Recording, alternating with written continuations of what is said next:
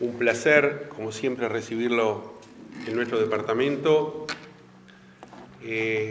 Máxime cuando autoridades nacionales y un ministro se viene hasta el interior profundo a expresar lo que son las realidades del trabajo, de la movilidad, del empleo, del desempleo, de lo que es la realidad del país en materia de lo más importante que es el ser humano, lo que es el factor humano, lo que es el desarrollo.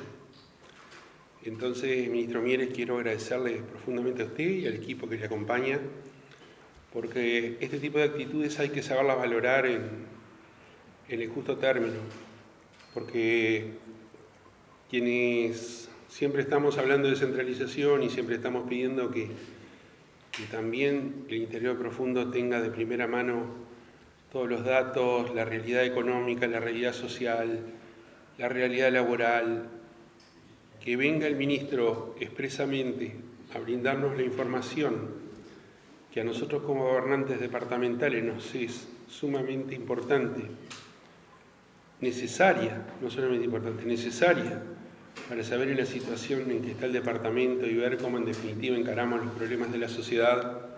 Esas cosas hay que reconocer y agradecer. Así que gracias, ministro. Muchas gracias. Muchísimas gracias por estar. Y bueno, le cedo la palabra para que, en definitiva, tomemos conocimiento todos, la sociedad, de cómo es la situación del país, pero sobre todo la situación departamental. Yo creo, y lo decía bien el intendente Ezquerra, creo que es muy importante dialogar con la ciudadanía, estar en los distintos lugares.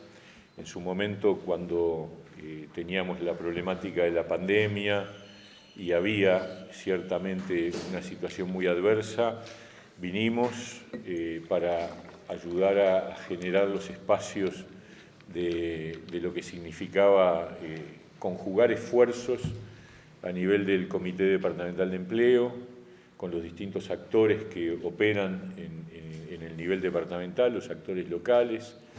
Luego también vinimos a presentar la Ley de Promoción del Empleo para sectores vulnerables.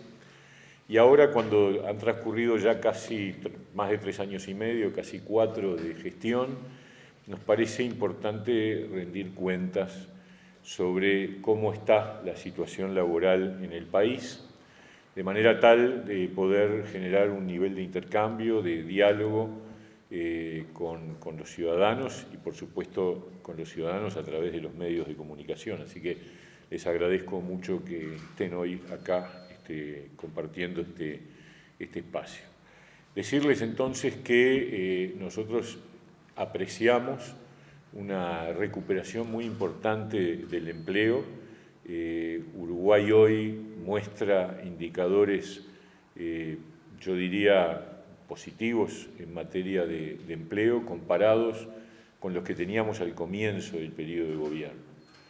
Hay que decir que el empleo venía en un proceso de deterioro gradual, consistente y permanente desde el 2016 al 2019, un proceso de deterioro en todos los indicadores, en la tasa de empleo, en la tasa de actividad y en la tasa de desempleo, que son los indicadores más relevantes.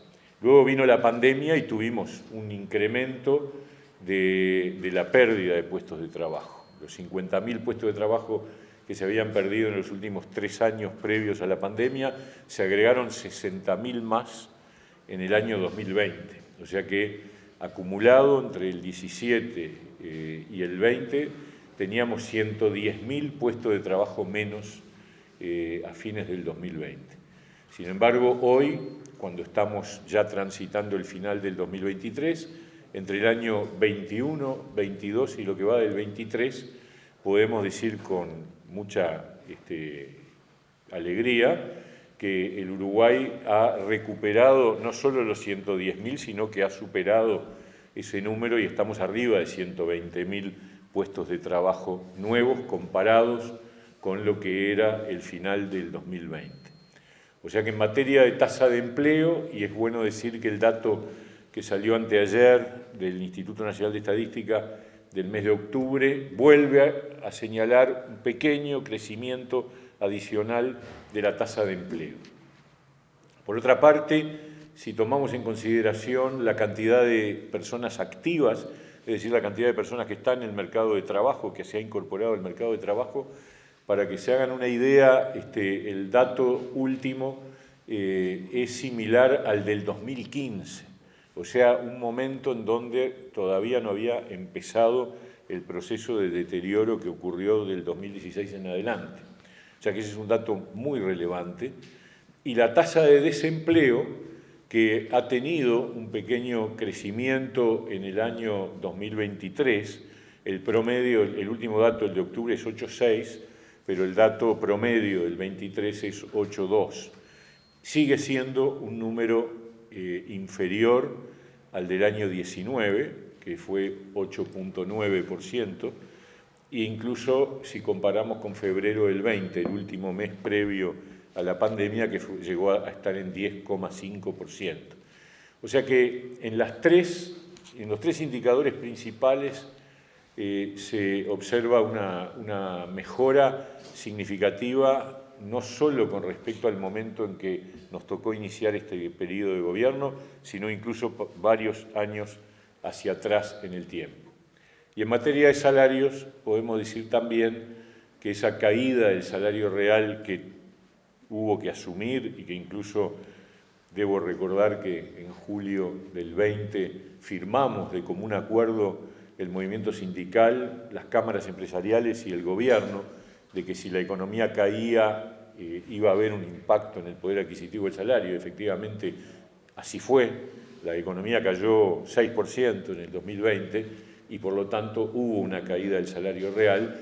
Hoy en día ya el índice medio de salarios, o sea, el salario promedio, el poder adquisitivo, está en el nivel de 2019 y todo indica que debido a la baja de la inflación seguramente vamos a terminar este periodo de gobierno con una mejora del poder adquisitivo del salario, incluso con respecto a 2019.